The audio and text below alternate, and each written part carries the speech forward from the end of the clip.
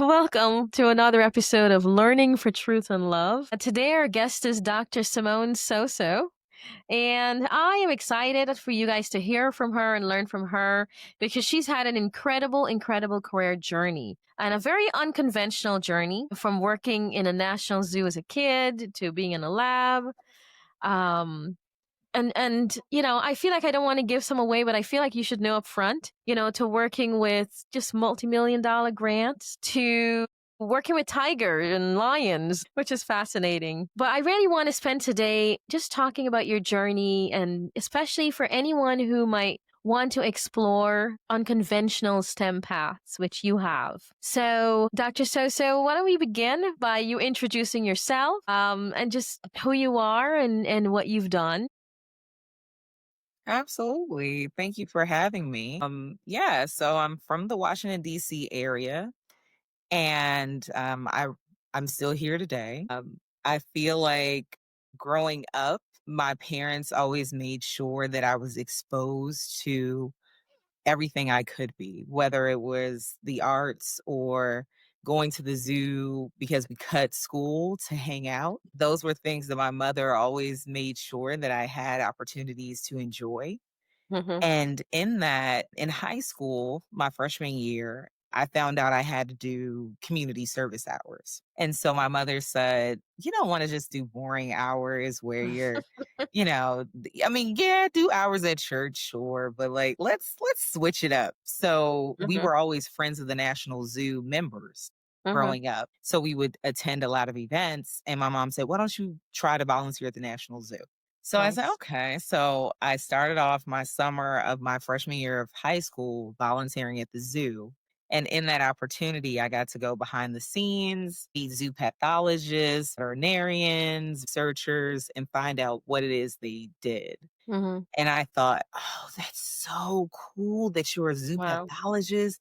Like, you find out what kills zoo animals. Like, this is so neat. Like, what if I do this and I discover some syndrome and I can call it so-so syndrome or like it's I'm doing this research." And my parents were like, "You are crazy, but this is very interesting because my father was a medical doctor and my mother Hmm. was a speech pathologist. And to them, they were like, yeah, science, great. But like Hmm. this, like animal science, like what is this? Like this is crazy. And so I decided, okay, I'm going to go into animal science when Huh. I go to college. And I got to college my freshman year. I thought, to me, growing up in the Washington, D.C. area, Hmm. surrounded by educated and influential African Americans. Hmm. To me, I thought that was the norm. I Mm. didn't realize that wasn't the norm across the country. Huh. And so it wasn't until I got to undergrad and I was a Lewis Stokes Alliance for Minority Participation program, the Hmm. LSM program funded by NSF. And I was a scholar in that program.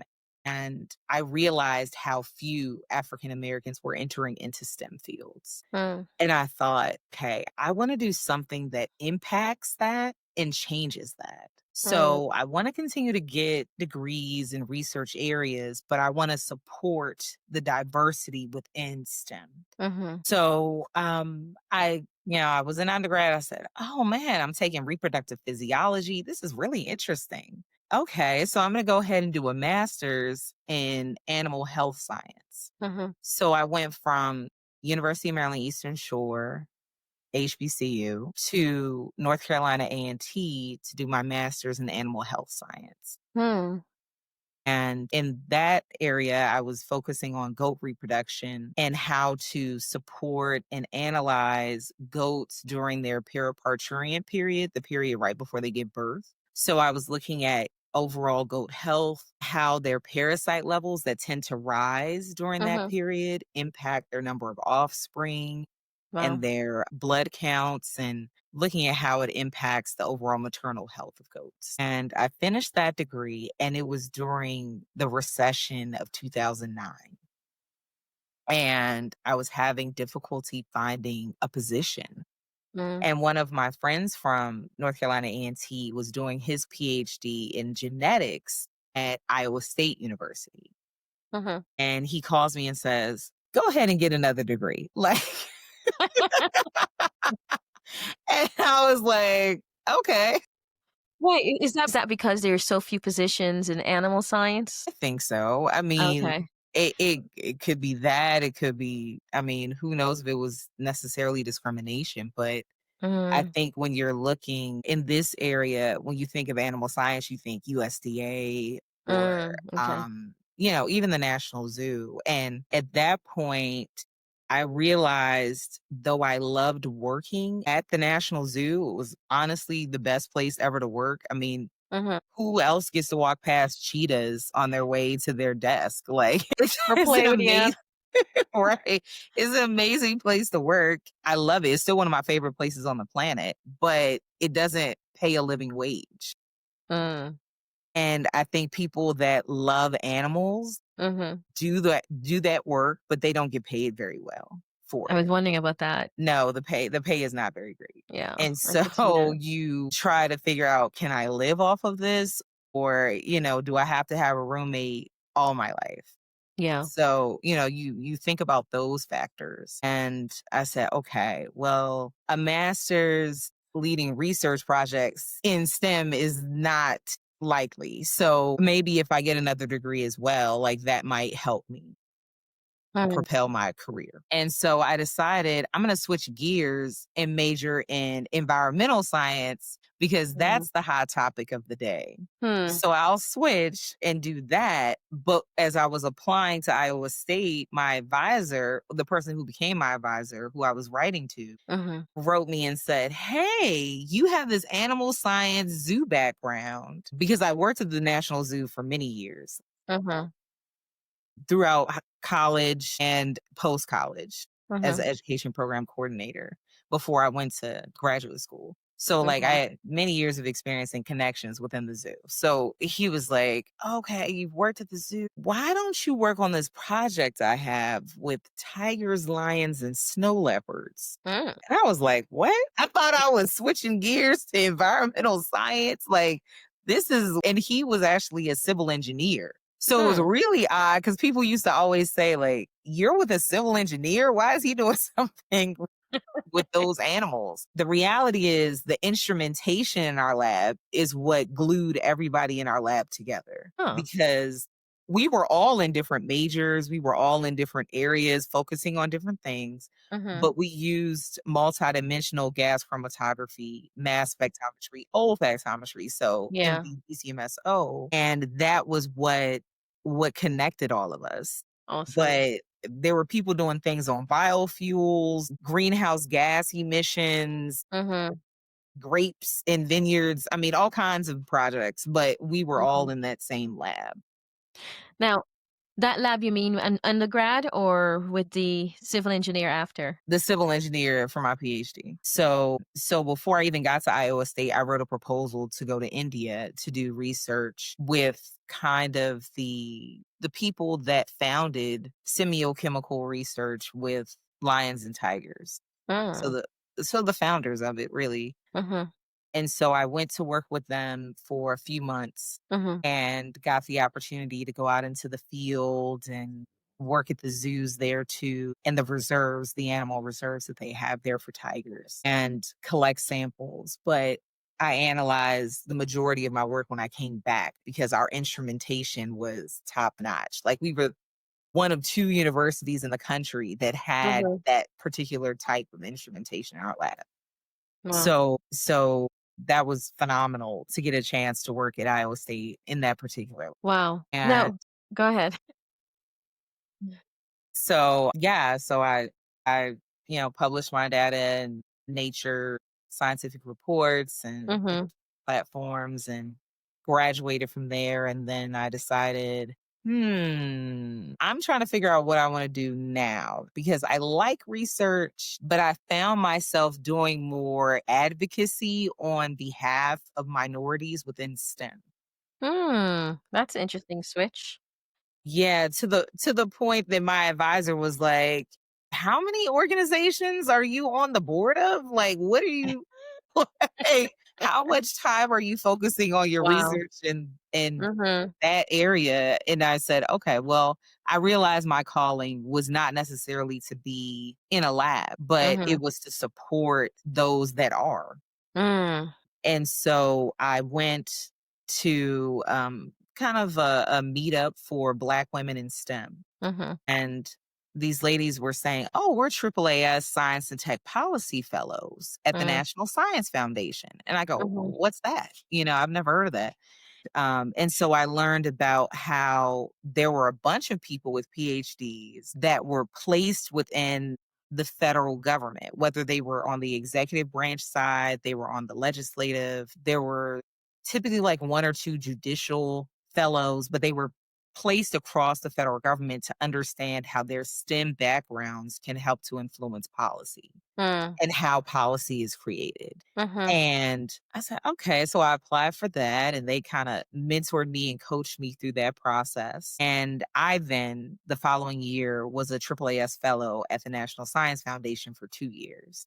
Mm. Okay. And I left NSF in 2020.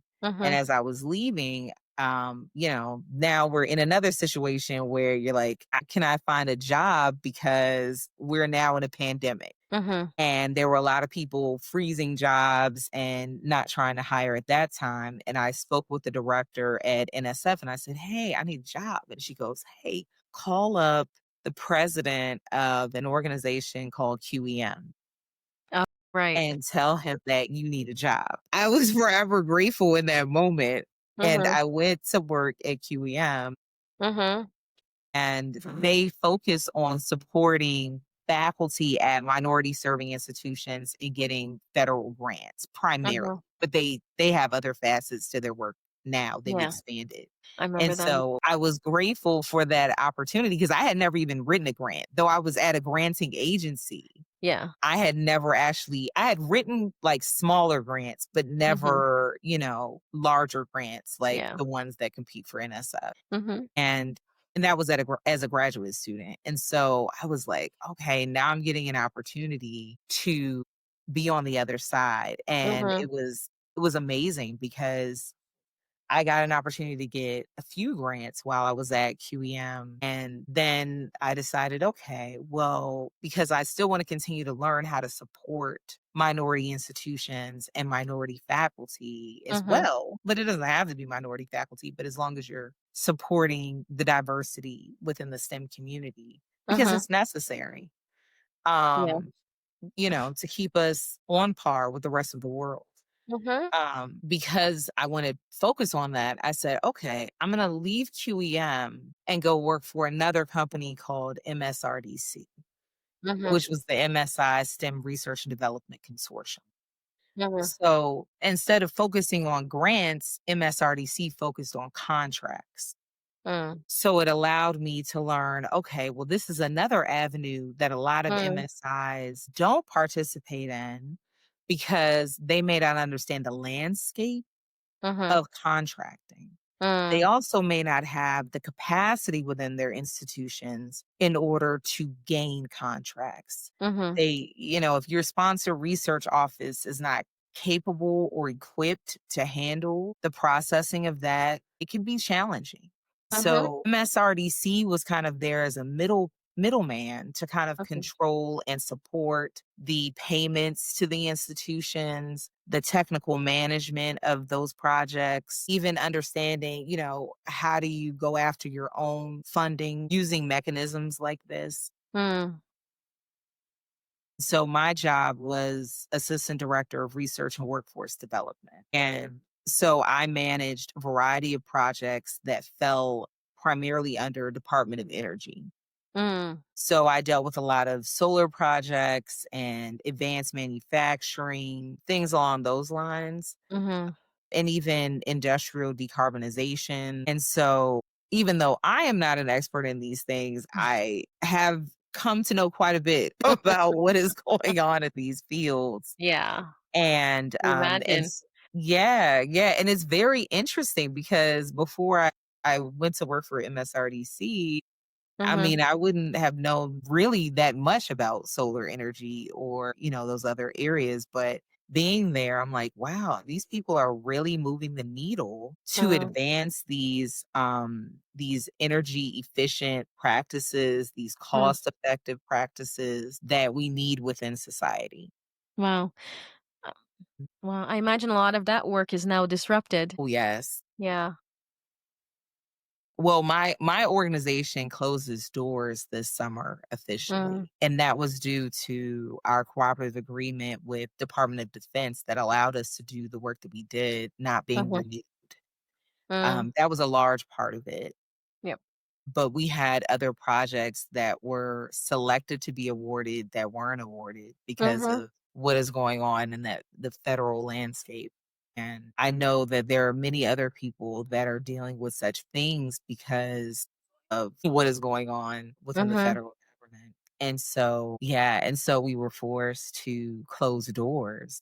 mhm, And that's unfortunate because there are many projects that didn't get a chance to complete their work. mhm, I hope that they found other avenues in order to get funding, and I'm sure a lot of them probably did because mhm. of the relationships the projects had with industry partners Yeah. and across institutions. And Mhm, so, you know, part of my job was to identify partners as well for projects. So, mm, of course, I mean, that's anybody who writes grants, I feel, or contracts, you have to deal in strategic partnerships and cross sector, cross area partnerships because how else you're going to get your work done.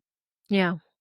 And so that was a big part of what I did for the last 5 years. Mhm, And in this season of change, lately I've been contemplating about what I want to do now. mhm, And so I founded the STEM Futures Consulting mm, LLC company. And I'm working to support institutions that need grant assistance and grant mhm, development, assistance in workforce development, mhm. all the things that I have now become an expert in, Right.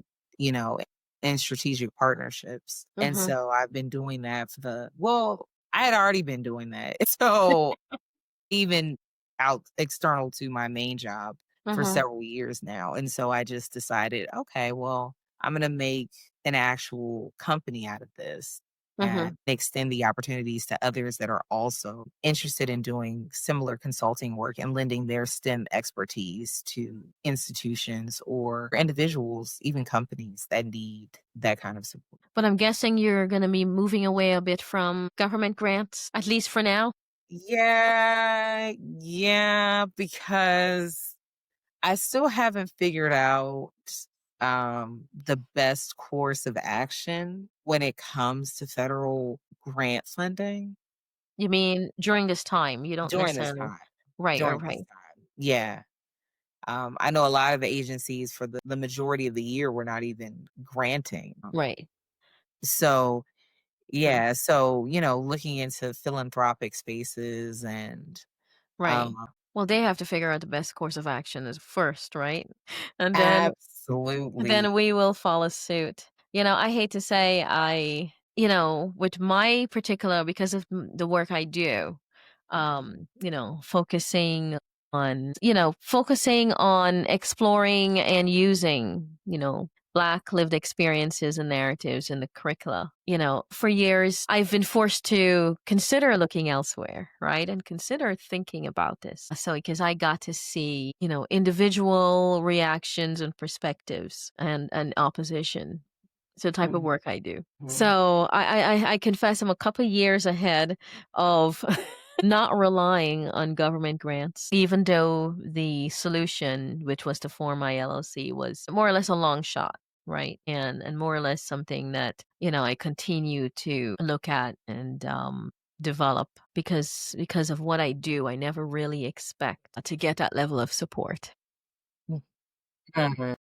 But, it's not so uncommon because I do some work with not work, but I've been doing some research looking at scientists' journeys. And I find that quite a few of them, even if they say scientists, they seem to turn their attention to advocacy. I was wondering if you could expand a little bit on that because I mean, do you miss the doing the bench science versus, what you started to do? I'm just curious as to some of what compelled you. I mean, some more depth because we can kind of have a hunch, but, do you miss that and what would you do differently? I think for me, I had a conversation with a faculty member years ago at Mhm. Howard, and he said there takes a certain level of someone being an introvert in Mm. order to do well in bench science. Mm. And I am an extrovert.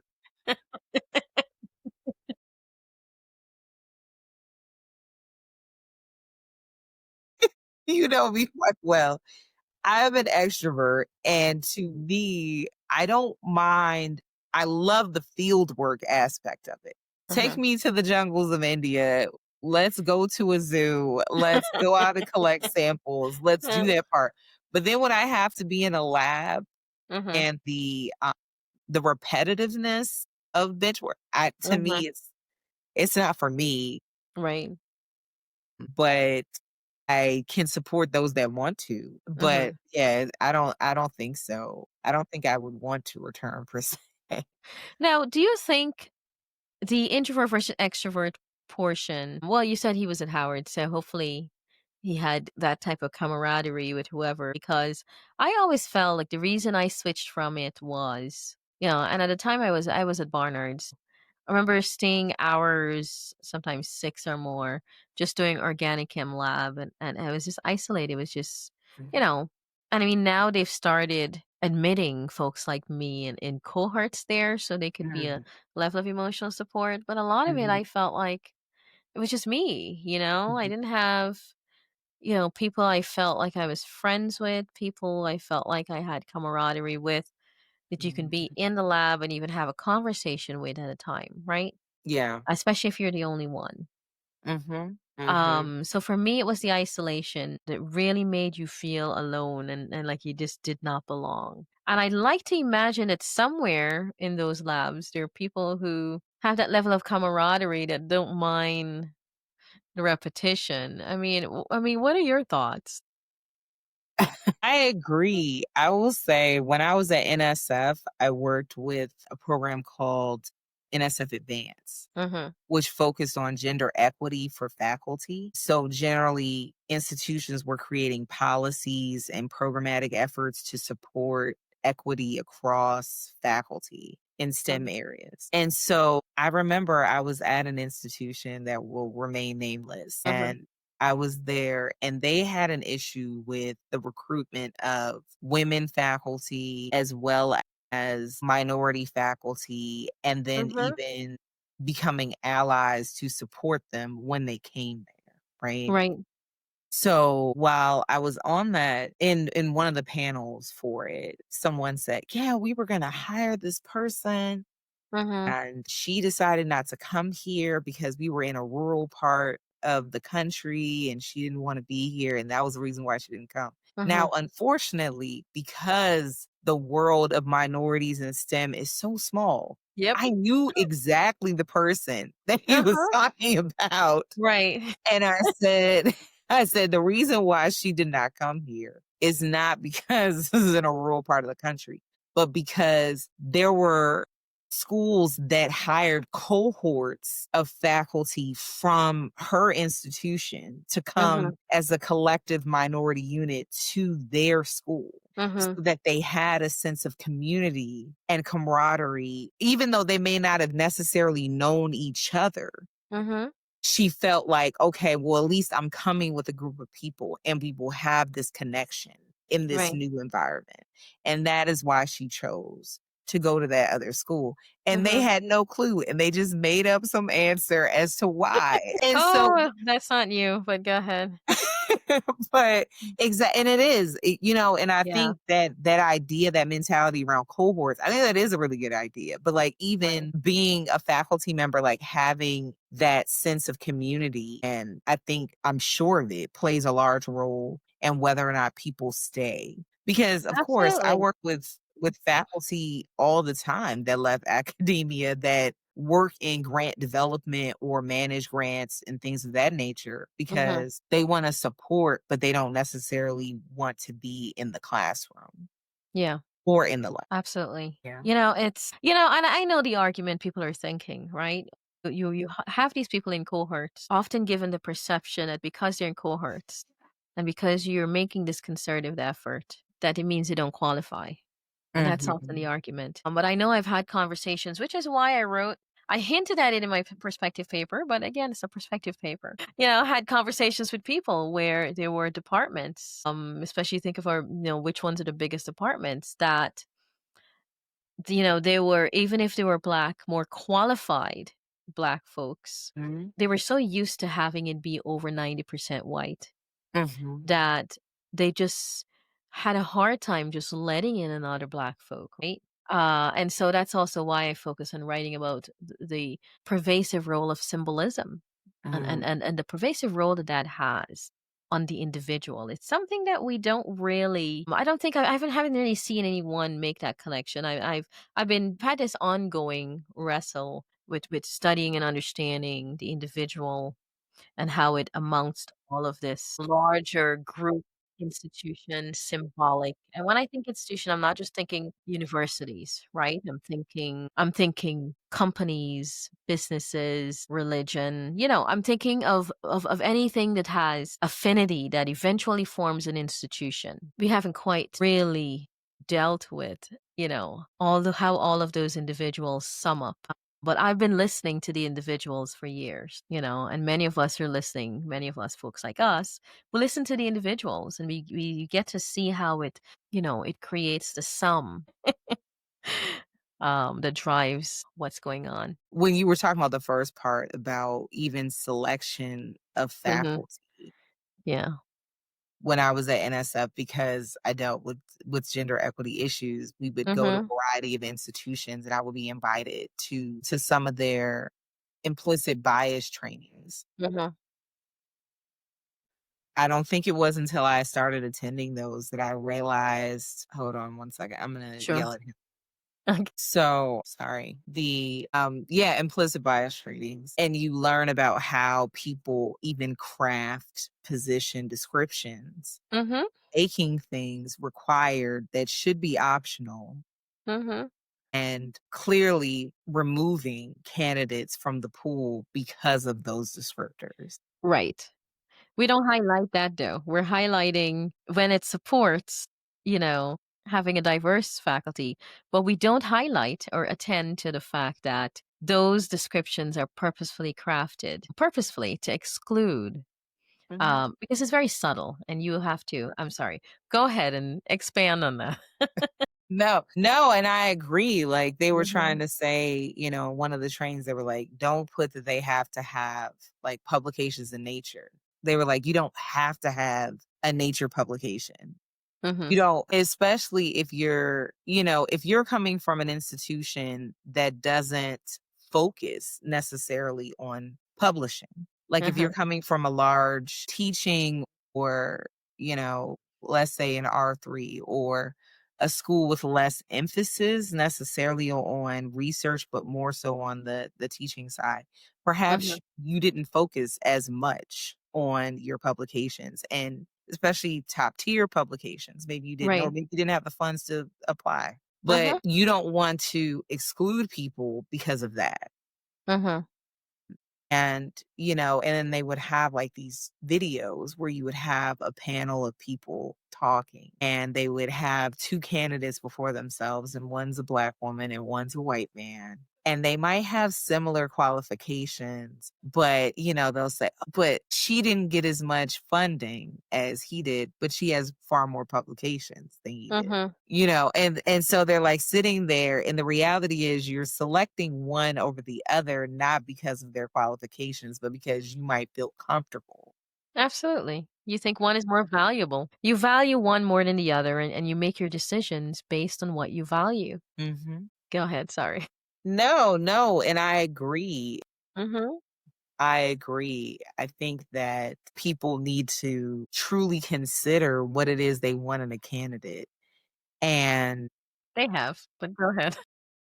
It was probably Oh, you're right, they had mhm.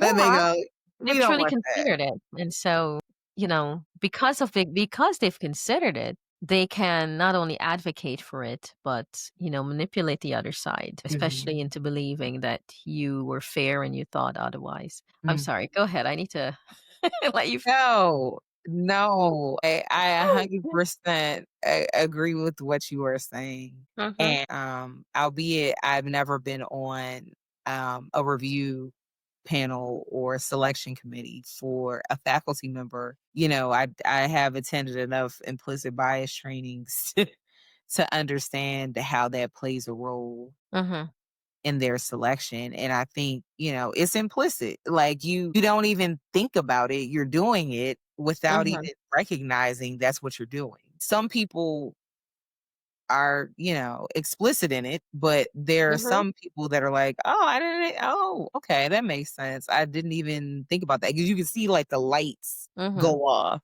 and they go, Yeah, completely. I mean, I've been in multiple, so I completely understand that.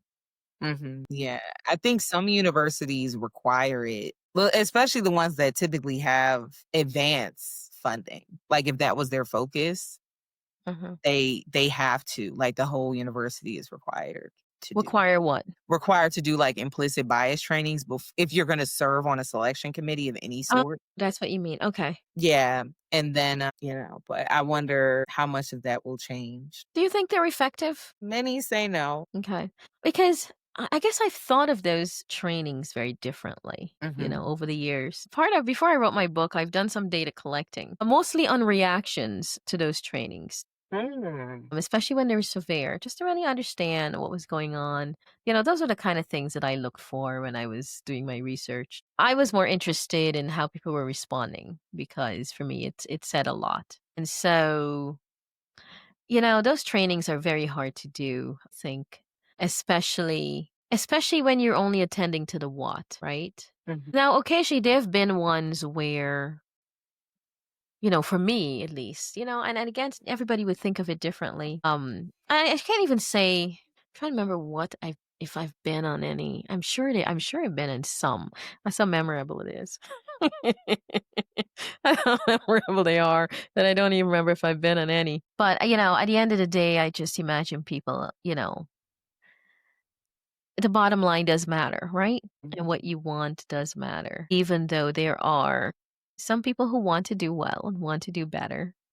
And Mhm. I guess those are the ones that matters too. Those who want to do better and be better, I should say is the word, versus those who don't really think there's anything to change. And, my thing with a lot of faculty that are older faculty that are kind of set in their ways, it's kind of, Mm. we appreciate your contribution we appreciate your contribution, but if you're unwilling to change and progress, then maybe it's time that you retire. Like, I think Mhm. part of the problem is in a lot of scenarios is that people are unwilling to move and change, Mhm. and they also don't wanna retire and make way for new people. Well, that's the biggest thing I see here, Mhm. especially when I compare states, not states, countries. I noticed that we do that a lot less. We don't, especially when people get a certain age, we don't really get out of the way. I wonder what that's about. I wonder if I've been doing a lot of thinking about that recently because I'm trying to remember where it's been coming up. I'm keep wondering if it's just a deep sense of insecurity, if it comes from that place, not wanting to get out of the way. You see it in every industry, right? I'm fascinated by it because especially since we've had so many other countries on the forefront, right? We've been seeing a lot about Canada and a lot about other countries and how people are thinking about leading differently. And I wonder though if it gives us the sense that I guess that's maybe the way to keep things the same, right? Mhm. Yeah. Make as much progress while trying to seem like we have, right? Because everybody Mhm. is all about going in front of the narrative and controlling what it looks like to seem like you're progressing. And then things happen, you're surprised that we haven't, you know? Yeah. Yeah. I mean, that's a big rabbit hole that we can go down. I think, yeah, I feel like when it comes to not wanting change when it comes to equity as a whole. I think there are a lot of people that are still here when things were inequitable and they thought it was okay. And if those people are also still in leadership positions, then it will be the status quo always. But as people are aging, baby boomers are, if you're still working in your baby boom, you definitely need to retire and make room for people that need jobs. And I'm always on my horse about that one because I get Mhm. irritated. I'm like, people can't get jobs because you won't retire. Yeah, and I wonder, is it because sorry. I can't help but wonder, is it because we're not retiring well? Is it greed? We can't have enough? Is it that we're not doing right by our retirees? Or is it greed? Or is it control, wanting to always control things? Or is it just a little bit of all of the above? I Because I've been thinking about that. I think it's a combination of factors. You Mhm. have people whose kids are adults but living at home, Mhm. people who might have paid for their kids' college or they're still supporting them and because of cost of living. And so they're still working because they can't afford necessarily to retire. I will say that as someone that is a lot younger than a boomer, that when you have people that are, in their 70s and 80s now, they had retirement plans that are far better than the plans Mhm. that are offered now. Like Mhm. their Yeah. pensions. Like a lot of people don't even have pensions now. Mhm. They have the ability to live, I think, in a decent lifestyle Mhm. as compared to the rest of us that don't necessarily have those things Right. because people went away with. Right. Wow. And I think it'll be worse if depending on how the social security argument goes, Mm. um it will get worse because then if you don't have people who can afford to retire, then you're going to have lot of young folks without a job. I would love to get out of the way for them. But can I afford to get out of the way? Yeah. Um I'd love to get out of the way without necessarily being too greedy to get out of the way. Just because, when you think about it, the cycle of life, the circle of life, if you want it to be healthy, um, that's also part of it. But I'm wondering if it comes to either the control issue or people do they not know have anything to do when they retire, like Mhm. do they not have anything good to do, right? No sense of purpose. Mhm. That maybe someone with a sense of purpose might enjoy being retired, whereas somebody they might not want to go home. I mean, here's many situations. You go home might be the first time you actually talk to each other, right? Right. Mm. Yeah, being at home with a spouse that you probably didn't interact with very much before, and now they're there Mhm. every day. Right. I've seen that happen where people are like, "Yeah, why did I what?" Like, I don't know, maybe I get a part-time job somewhere. I know Yeah. people who have done that because Mhm. they just didn't wanna be in the house. I mean, part-time, cool, but Right. full-time is strange. I know years ago, I did a internship at UC Boulder, and there was a researcher there who was basically a professor emeritus, but he continued to do research on campus, and the man was 90. I was like, "Sir, Mhm. can you go Well, live life somewhere else? Like, why are you here?" Like, he didn't teach, but he still did his research, and I was just mhm. like, "That's crazy to me." Like, you don't wanna go travel or do something? Like, It's I my know. hobby. Hey, I would go on forever, I guess, if I had something I like to do, writing or I don't know. Um, Maybe. but hopefully, when we think about how we're preparing our young folks and we think about what they need as well, right? Mhm, Maybe we don't think about them at all. I don't know. Mm, being around to be a mentor versus being around to in a way that doesn't make space for the future, right? I think we're going to see a lot of that, especially with us living much longer. mhm. Not that there's anything wrong with it, right? Like, I'm just trying to think of what am I going to be doing, right? What am I talking about? this. Look at where I took the direction of a conversation. I think I'm a millennial, Mm. and I think millennials, we've lived through a couple different recessions and changes in the job market. I think we are thinking to ourselves, how are we going to make it? Like, we can't retire based on just what's in the 401k. Like, you have to Uh-huh. diversify and invest in other ways so that you can survive. Like, there's no way, like, we could retire at 65 Right. unless we're coming up with creative avenues to make Uh-huh. money. Yeah, definitely. Absolutely. And whether Well, that's yeah. go Yeah, but ahead. just Later one. no, I was gonna say, like, a lot of people, you have real estate or TikTok sales or whatever it is you might be doing, yeah. Yeah, a lot of people are doing other things.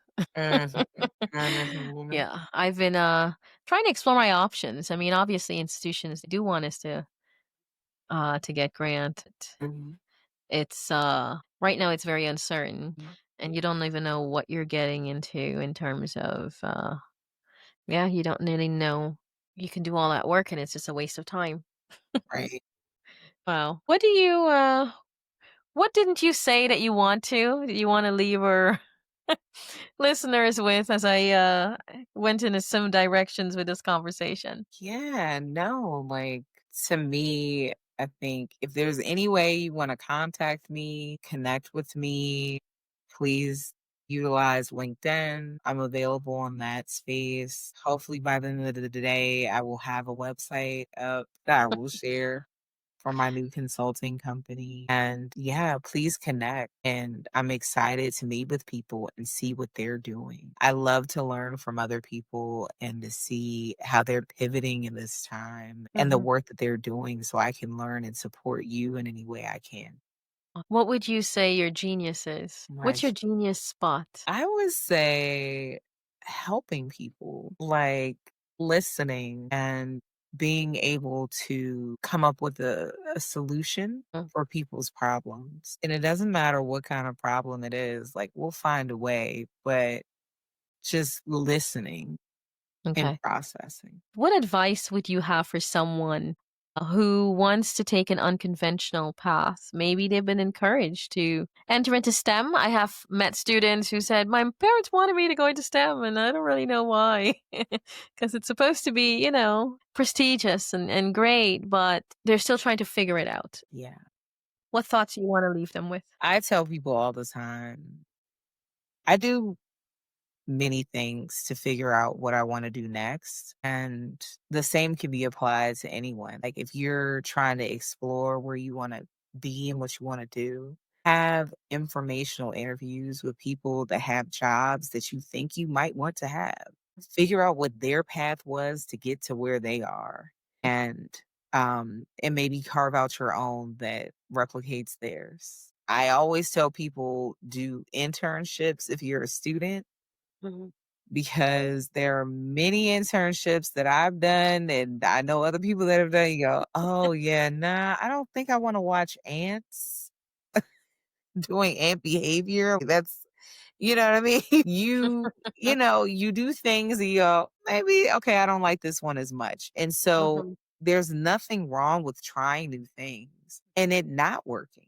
And you move into something else until you find something that does. I think a lot of times our parents tell us, you get one job, you stay at that one job, you do, that for the Mhm. rest of your life. But I think definitely as a millennial, you take the course of do what makes you happy and what can support your life because it is your life that you have to lead. It is your career that you have to be on for many years. Mhm. So figure out what makes you happy. And if you don't like it, change to something else. That's my 2 Well, that's definitely the millennial way for sure, right? Openness to exploring as well. Well, thank you. Thank you so much, Dr. Soso, for joining us today for another episode of Learning for Truth and Love. And you can check out her information in her bio to learn more about what she's talking about within the links. So thank you for joining us. If you like this episode, please like and subscribe for future episodes.